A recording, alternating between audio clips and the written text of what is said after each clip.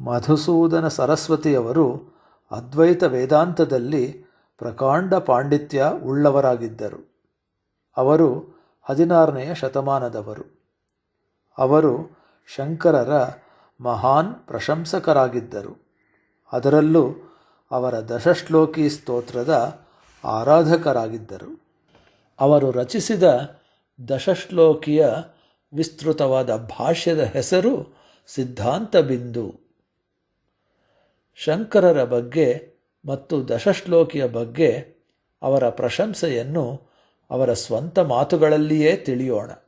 ನಿರಾತ್ಮನಿಂದ ನಿತ್ಯನಾದ ಆತ್ಮನನ್ನು ಅರಿತು ಅಜ್ಞಾನವೆಂಬ ಕೊಳೆಯನ್ನು ತೊಳೆದು ಶುದ್ಧಿಗೊಳಿಸಿ ಸ್ವಯಂ ಪ್ರಭೆಯನ್ನು ಮತ್ತು ಮುಕ್ತಿಯನ್ನು ಹೊಂದುವ ಸಲುವಾಗಿ ಪೂಜ್ಯ ಆಚಾರ್ಯ ಭಗವಾನ್ ಶ್ರೀ ಶಂಕರರು ಸೂಚ್ಯವಾಗಿ ಸಂಕ್ಷೇಪವಾಗಿ ದಶಶ್ಲೋಕಿಯನ್ನು ರಚಿಸಿದರು.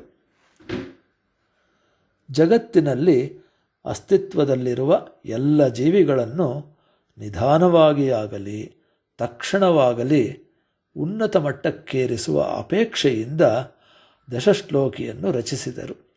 ಯಾರು ಮಾನಸಿಕವಾಗಿ ಪರಿಪೂರ್ಣ ಪರಿಶುದ್ಧತೆಯನ್ನು ಸಾಧಿಸಿರುತ್ತಾರೆಯೋ ಮತ್ತು ಅದರಿಂದ ಅತ್ಯಂತ ಅರ್ಹ ಆಧ್ಯಾತ್ಮಿಕ ಸಾಧಕರಾಗಿರುತ್ತಾರೋ ಅಂತಹವರಿಗೆ ದಶಶ್ಲೋಕಿಯ ಶ್ರವಣ ಮಾತ್ರದಿಂದ ಕೂಡಲೇ ಮುಕ್ತಿ ಲಭಿಸುತ್ತದೆ.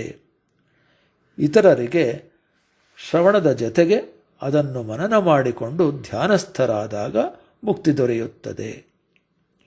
ನಾವೀಗ ಈ 10 ಶ್ಲೋಕಗಳನ್ನು ಒಂದೊಂದಾಗಿ ಅಧ್ಯಯನ ಮಾಡೋಣ.